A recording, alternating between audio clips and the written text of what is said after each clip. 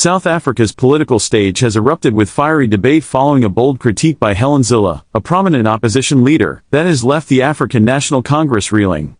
Her pointed remarks have spotlighted the cracks in the ruling party's foundation, drawing attention to long-standing issues of corruption, leadership inefficiencies, and a waning public trust that could jeopardize the ANC's future. Zille's critique, delivered with characteristic forthrightness, was as much a diagnosis as it was an indictment. She highlighted systemic problems within the ANC, suggesting that the party's decline is symptomatic of broader governance failures in South Africa. Her words landed like a hammer on an already fragile structure, igniting debate across political lines and compelling introspection within the ANC for many. Zille's statements represented more than just opposition rhetoric.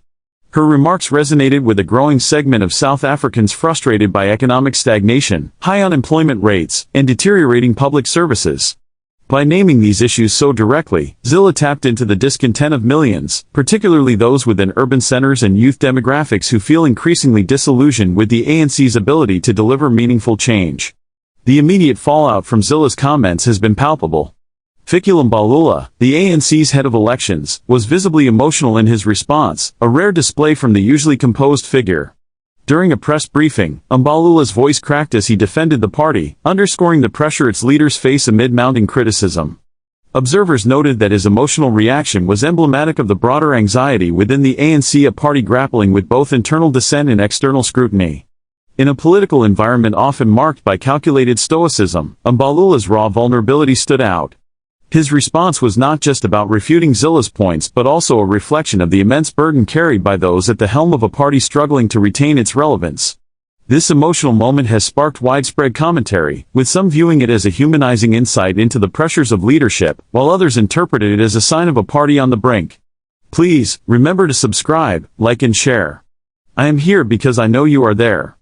Zille's remarks have reignited questions about the ANC's ability to reform itself and whether it can continue to hold the trust of South African voters. The party's declining electoral support, evidenced by recent municipal election results, points to a worrying trend. If the ANC cannot address its systemic issues, analysts warn, it risks losing its parliamentary majority in the upcoming national elections, a scenario unthinkable just a decade ago. Critically, Zille's critique has also forced a broader conversation about South Africa's political future. While some within the ANC have dismissed her comments as opposition grandstanding, others within the party have acknowledged the need for urgent reform. This divide underscores the internal tension within the ANC as factions vie for control and debate the path forward.